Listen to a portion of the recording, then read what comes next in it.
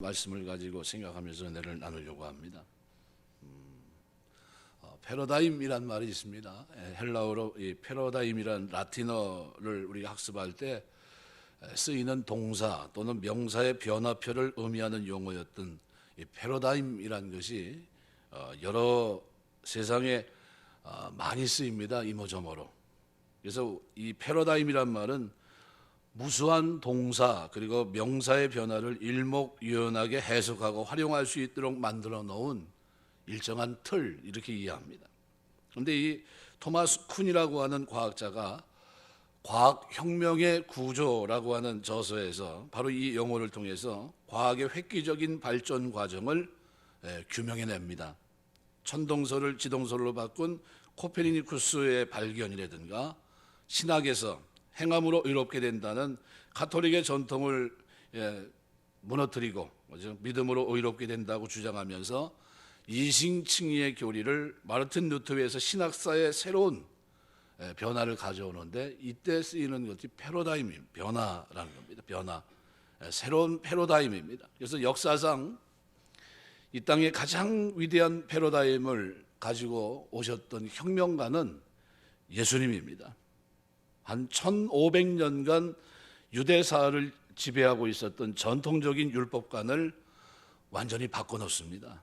안식일 개념을 포함한 모든 율법을 새로운 차원에서 마태복음 5장 17절 말씀대로 완성시키셨고, 또 산상수훈을 통해 배부르고 뭔가 좀 잘 이룬 사람들이 웃는 것이 아니라 줄이고 우는 자가 복이 있다고 선포하셨고, 바로 오늘 말씀처럼 높은 자나 주와 선생이란 주관자가 아니라 오히려 높은 자는 섬기는 자다라는 사실을 오늘 본문을 통해서도 말씀합니다. 세상의 통념까지도 완전히 바꿔놓으신 분이 우리 예수님입니다. 그래서 오늘 읽은 말씀은 우리에게 새로운 패러다임을 주신 섬김이라는 겁니다. 누가 하는 겁니까? 원래 종들이 하는 겁니다. 종들이 하는 건데 이걸 누가 하셨습니까? 주인, 그것도 창조주 하나님께서 피조물인 인간의 종들, 자기의 제자를 발을 닦으셨어요. 요한복음 13장은 그래서 13장 1절서부터 3절 보시면은 이렇게 기록합니다. 유월절 전에 예수께서 자기가 세상을 떠나 아버지께로 돌아가실 때가 이른 줄 아시고 세상에 있는 자기 사람들을 사랑하시되 끝까지 사랑하시니라. 마귀가 벌써 시몬의 아들 가룟 유다의 마음에 예수를 팔려는 생각을 넣었더라. 저녁 먹는 중 예수는 아버지께서 모든 것을 자기 손에 맡기신 것과 또 자기가 하나님께로 오셨다가 하나님께로 돌아가실 것을 아시고 그리고 행하신 것이 뭡니까? 우리가 알고 있는 세족식입니다. 여기서 우리가 예수님이 어떤 분인가, 예수님의 사역을 이해하는 데 있어서 유월절 전에 예수님께서 아버지께로 돌아가실 때가 이른 줄 아시고 행하신 일입니다. 자기 사람들을 사랑하시되 끝까지 사랑하시면서 하신 일이 있는데 그게 섬김입니다. 세족식. 그래서 이 세 가지를 3절은 말씀합니다. 어떤 걸 얘기하냐면 하나님께로부터 왔고 하나님께로 돌아가고 또 하나님이 모든 것을 당신에게 맡겼다 하는 것을 아십니다. 이것을 아시니까 예수님께서 어떻게 해요? 이제 십자가를 지시는 겁니다. 전에 우리가 얘기하면서 엑스호도스에 대해서 얘기했죠. 엑스호도스는 뭡니까? 새로운 길이에요. 새로운 길. 예수님께서 예루살렘에서 별세한다는 겁니다. 우리가 말하는 출애굽기는 뭡니까? 새로운 산길을 여시는 겁니다. 산길. 그래서 오늘 본문은 우리에게 그것을 아주 중요하게 얘기하고 있고, 특별히 우리가 읽은 말씀 가운데 17절 말씀을 보시면은 이렇게 표현합니다. 너희가 이것을 알고 행하면 복이 있으리라, 이렇게 얘기합니다. 안다라는 이 단어는 굉장히 헬라어에도 많은데, 그런데 여기서 안다는 것은 헬라어로 에이도라는 단어를 썼습니다. 본다라는 단어를 쓴 겁니다. 본다. 의미가 있는 단어를 여기다 집어넣은 거예요. 어떤 의도를 가지고 요한이 기록을 한 겁니다. 그래서 이것을 알고 행하면 복이 있으리라. 에이도라는 말은 아는 만큼 결국은 보인다는 겁니다. 아는 자에게만 보인다는 겁니다. 누굴 알아요? 하나님을 아는 자, 하나님의 뜻을 아는 자는 섬기는 거예요. 하나님의 뜻을 알고 하나님께서 맡기신 사람들을 사랑하라고 한 사람들은 섬기는 겁니다. 섬길 줄 아는 거예요. 우리가 사는 동안 새로운 패러다임을 우리에게 보여주신 예수님의 그 아름다운 발자취를 우리가 본받고 살아가는 동안 내가 하나님을 아는 것만큼 섬기시길 주의 이름으로 축원합니다. 사람들은 높은 데 있어야 그것이 성공이라고 생각해요. 그런데 그렇지 않습니다. 낮은 데 있으면서 섬기는 것이 성공이에요. 왜요? 그러기 쉽지 않거든요. 근데 가장 높은 곳에 계셨던 그 하나님, 창조주 하나님이 인간의 몸을, 종된 몸을 입으시고 이 땅에 오셔서 섬겨주셨어요. 이 땅에 사랑이라고 하는 새로운 패러다임을 섬김으로 친히 본을 보이신 겁니다. 하나님을 알기 때문에, 그리고 하나님을 보기 때문에 행할 수 있는 가장 위대한 일이 뭡니까? 바로 섬김이에요. 섬김. 이 섬김은 종들이 하는 게 아닙니다. 그래서 우리가 이 신앙생활 어떤 사람이 하나님 앞에 복을 받습니까? 이 섬기는 사람이에요. 섬기는 사람.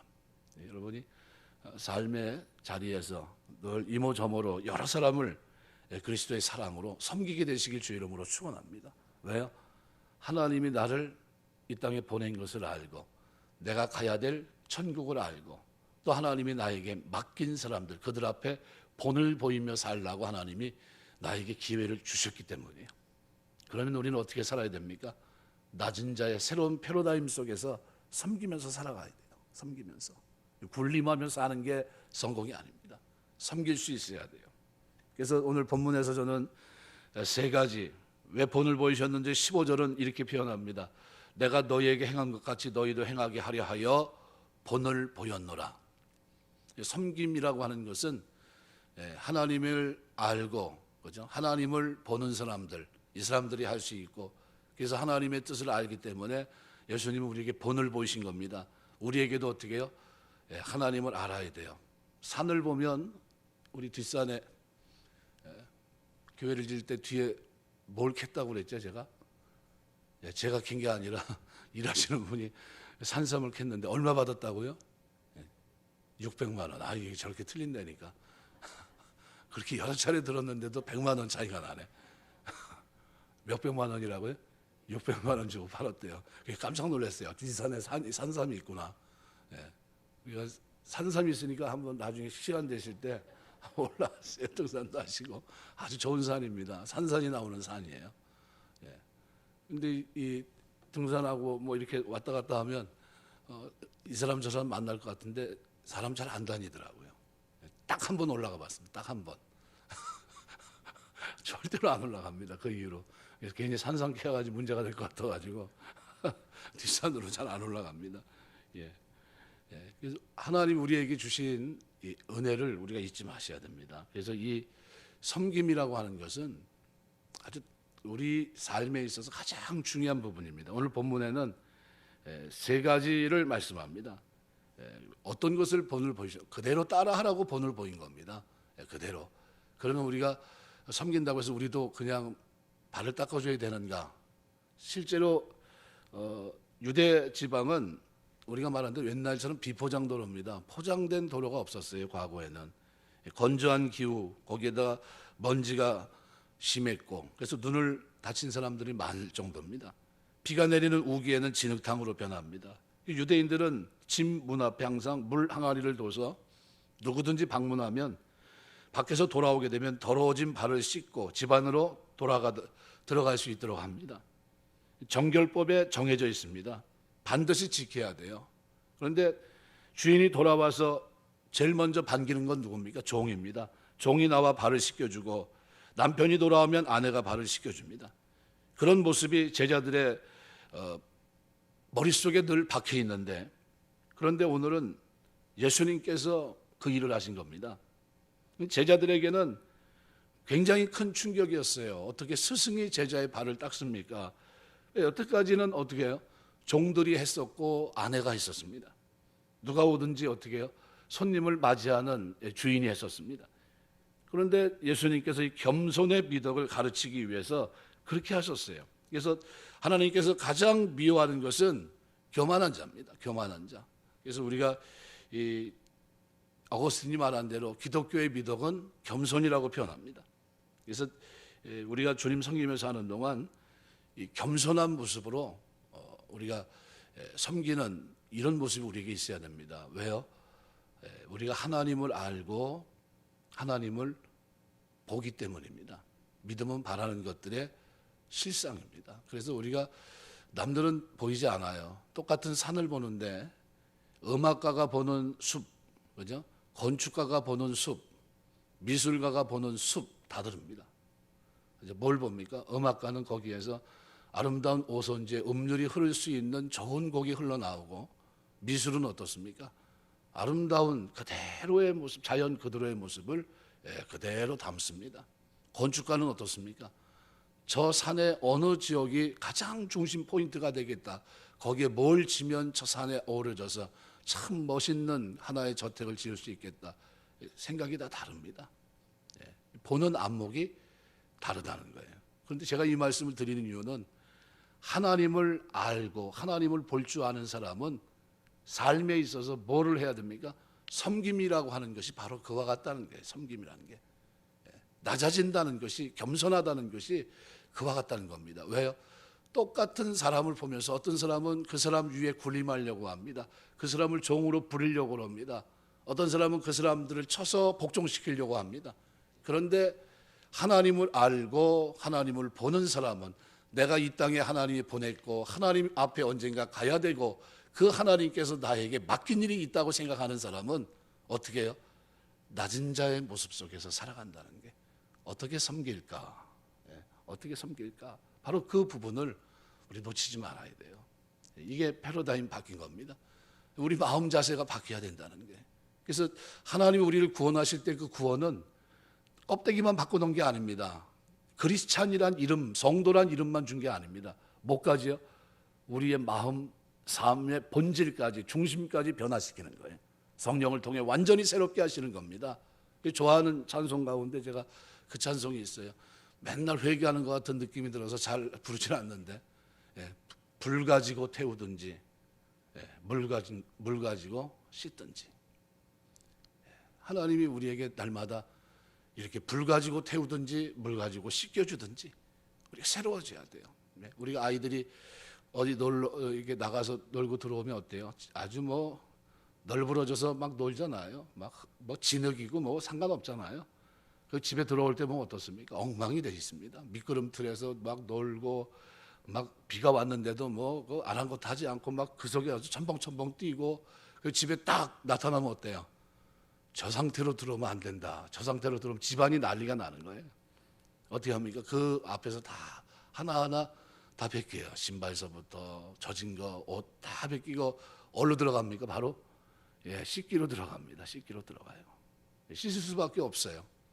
우리가 이 하나님 앞에 살아가는 동안 우리 모습이 그와 같아요. 그래서 우리가 섬기며 사는 동안, 이 섬긴다는 거는 우리 하나님을 알고 보이는 사람들은 그러한 삶을 추구할 수밖에 없어요. 우리 헨리 나우엔 같은 사람들은 아주 위대한 사람이에요. 뭐 책도 뭐 굉장히 많이 써냈고, 뭐 진짜 신학자로서도 위대하고, 뭐 계속해서 그 길을 걸어도 많은 책을 더 써낼 수 있고, 모든 사람들이 추앙받는 그런 인물입니다. 그런데 이 사람이 자기의 삶을 다 던져요. 그리고 정신박약아들과 살아갑니다.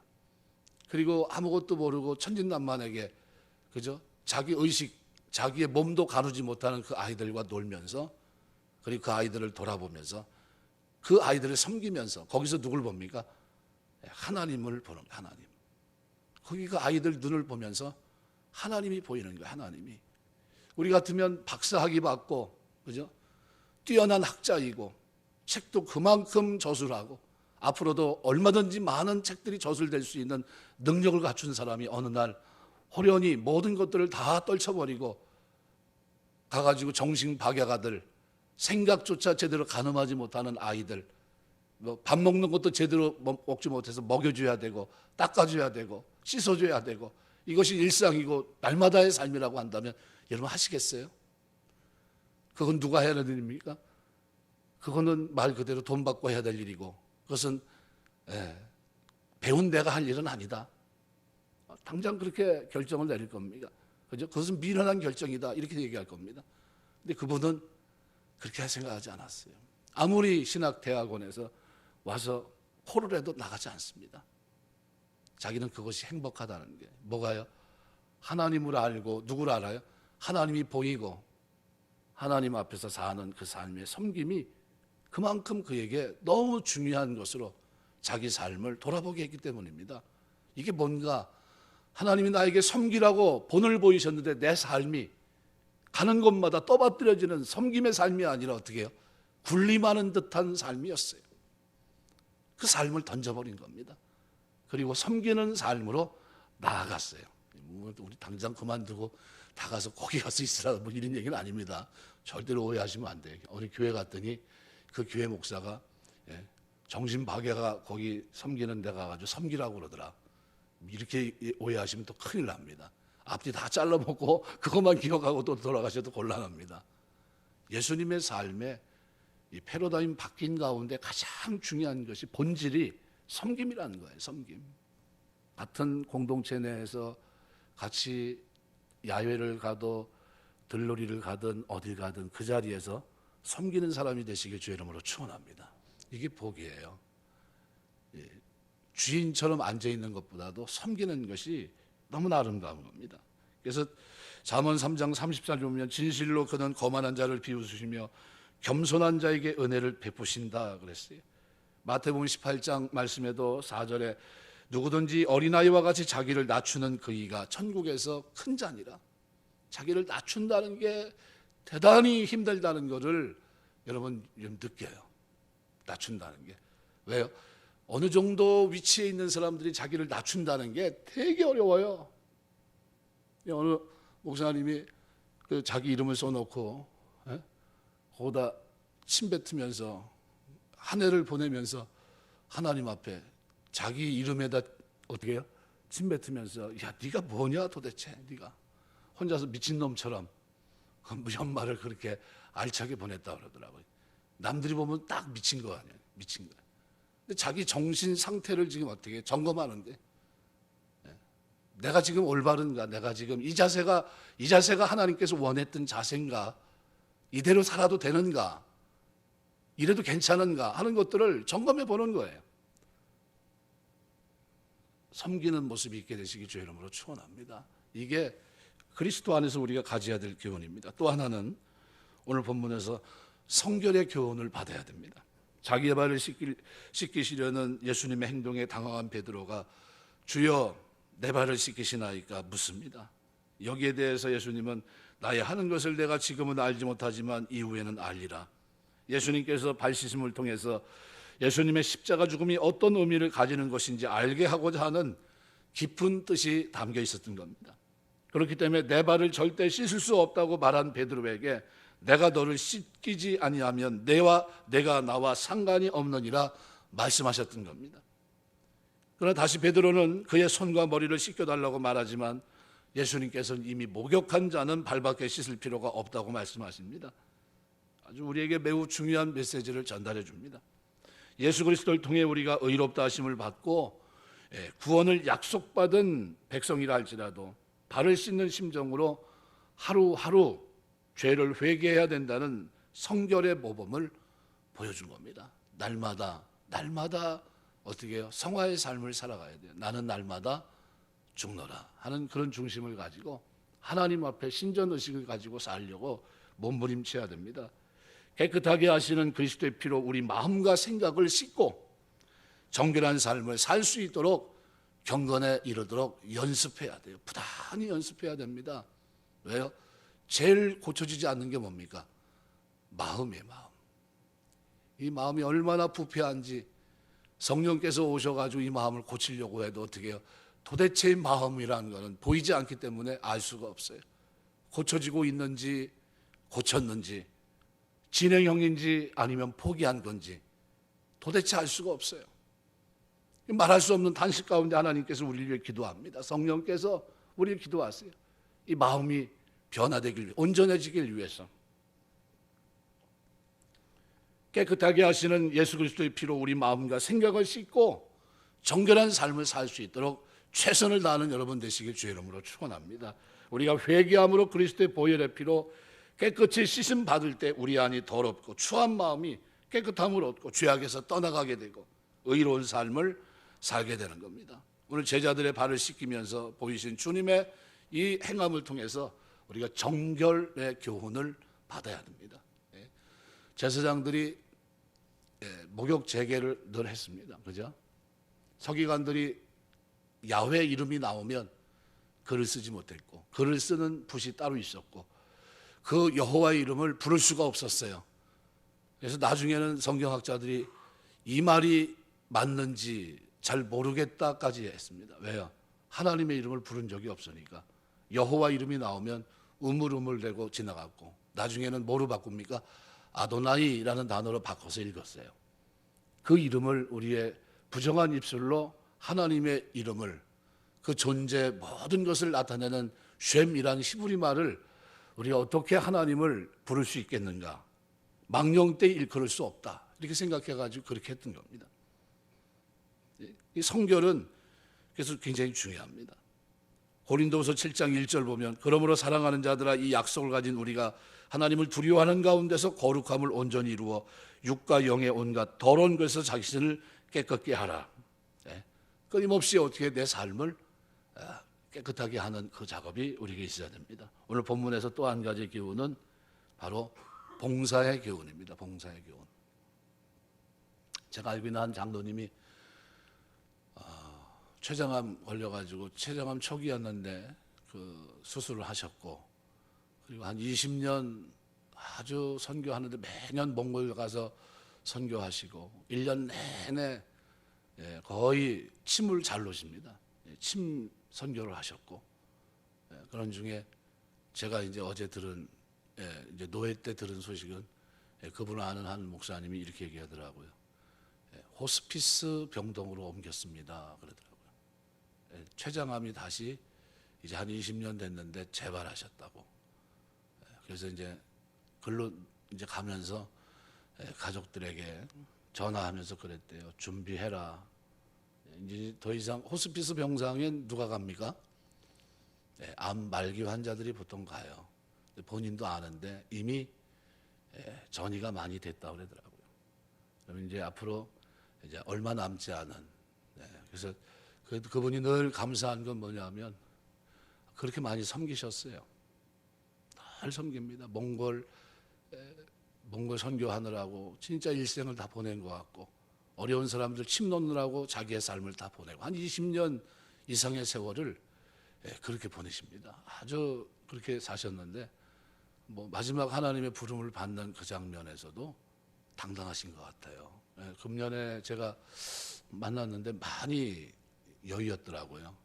많이 마르셨다 이렇게 생각이 됐는데 아니나 달라요. 굉장히 몸이 안 좋아가지고 그걸로 이제 호스피스 병상으로 갔다 얘기를 하더라고요. 이제 한번 시간 되는 대로 한번 가봐야 될 것 같습니다.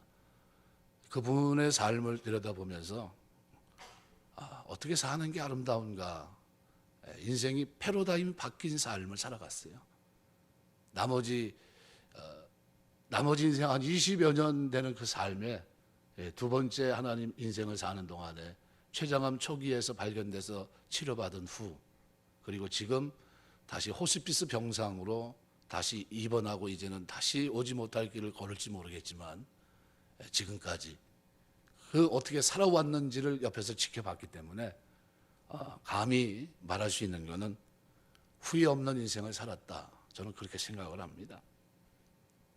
예수님께서도 너희도 서로 발을 씻기는 것이 옳다 그랬습니다. 요즘 공동체마다 겪는 위기는 높은 데 서로 올라가려고 하는 위기입니다. 자신은 씻김을 받으려고 하는데 나오는 대부분의 사람들은 어때요? 밑에 앉으려고 하지 않아요. 섬김의 자리에 있기보다는 섬김을 받는 자리에 앉으려고 하는 거기서 나오는 위기입니다. 예수님은 십자가 죽음을 통해 친히 우리에게 본을 보이셨습니다. 섬김과 봉사와 헌신의 본이 되셨습니다. 그렇다면 오늘 우리도 이러한 삶으로 패러다임이 바뀌었는데 내가 예수를 믿으면서 내 삶은 주인이신 주님의 발자취를 따라가려고 하지 않아요. 주님은 새롭게 이 땅에 오셔서 완전히 본질적으로 새로운 삶을 우리에게 주시고 가셨는데 성령 안에 새롭다고 한 오늘 우리는 그 길로 가려고 하지 않습니다. 마가복음 10장 45절 인자에 온 것은 섬김을 받으려 함이 아니라 도리어 섬기려 하고 자기 목숨을 많은 사람의 대속물로 주려 함이니라. 섬기려고 하셨어요. 마태복음 20장 26절 27절 보면 너희 중에는 그렇지 않으니 너희 중에 누구든지 크고자 하는 자는 너희를 섬기는 자가 되고 너희 중에 누구든지 으뜸이 되고자 하는 자는 너희 종이 되어야 하리라. 베드로전서 4장 10절 보면 각각 은사를 받은 대로 하나님의 각양 은혜를 맡은 선한 청지기같이 서로 봉사하라 이렇게 얘기했습니다. 말씀을 맺겠습니다. 하나님이신 예수님께서 제자들의 발을 씻기실 수 있었던 이유는 뭡니까? 3절에 기록한 대로 어떻게 왜 왔는지 그리고 내가 가야 될 곳이 어디인지 그리고 하나님이 나에게 뭘 맡겼는지 그걸 알았기 때문이에요. 그걸 봤기 때문입니다. 하나님 앞에 서야 될 그 자리를 알고 보셨기 때문이에요. 그럼 우리는 어떻습니까? 우리도 이 땅에 왜 왔는지 그리고 우리가 가야 될 곳이 어디인지 그리고 하나님이 나에게 뭘 맡겼는지 내 삶에서 그 하나님을 알고 그 하나님이 보인다면 우리의 삶에도 이 모습이 있어야 돼요.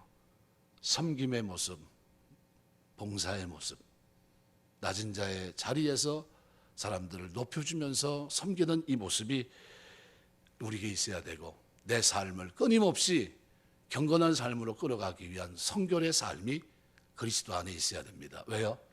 나를 위해 이 땅에 오신 주님께서 십자가 지셨기 때문입니다. 나를 그렇게 섬기셨어요. 내 죄를 없이 하시기 위해 십자가에 죽으면서까지 나를 섬겨주셨어요. 내 죄는 그리스도의 공로로 용서받았습니다. 이미 사망의 생명으로 옮겼어요. 새로운 패러다임은 이미 시작됐는데 그런데 나는 그 삶으로 가려고 하지 않아요. 주님은 나에게 그것을 본으로 쫓아오라고 말씀하셨는데 나는 쫓아갈 생각이 없어요. 왜요? 주님을 알지 못하고 보지 못하기 때문이에요. 언젠가 주님 앞에 서야 된다는 것도 보이지 않고 주님이 나에게 뭘 맡겼는지도 알지 관심도 없기 때문이에요. 그래서 우리의 삶이 바뀌질 않아요. 바뀌어야 되는데 성결해야 되는데 섬겨야 되는데 봉사하고 헌신한 자리에 있어야 되는데 그러질 않는 겁니다.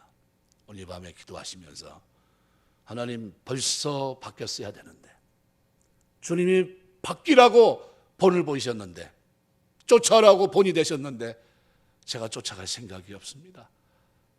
주님 앞에 하나님 앞에 서야 된다는 것, 내가 왜 이 땅에 왜 왔고 그리고 언젠가 주님 앞에 서야 된다는 사실, 그리고 무엇을 위해 내가 살아야 된다는 이 중요한 엄숙한 문제를 고민하면서 하나님 앞에 내 삶을 돌아볼 수 있도록 도와주시고 남은 생애에서는 헨리 나우안이 되지 않는다 할지라도 헬런 켈러가 되지 않는다 할지라도 내 삶의 소소한 부분에서 내 삶이 바뀐 패러다임 속의 내 모습이 구원받은 자의 아름다운 모습으로 봉사하는 모습으로 최소한 내 삶의 주변에 있던 사람들이 한 사람을 떠나보내기 전에 있지만 제가 그 사람의 삶을 보면서 인정합니다. 그분의 인생은 나머지 인생은 봉사의 삶이었다고 섬김의 삶이었다고 감히 말할 수 있어요. 그렇다면 우리 여러분을 지켜보고 있는 사람들이 여러분이 하나님이 부르시는 그날을 향해 그리고 언젠가 그 자리에 서게 됐을 때 과연 어떤 말을 들을 수 있을까?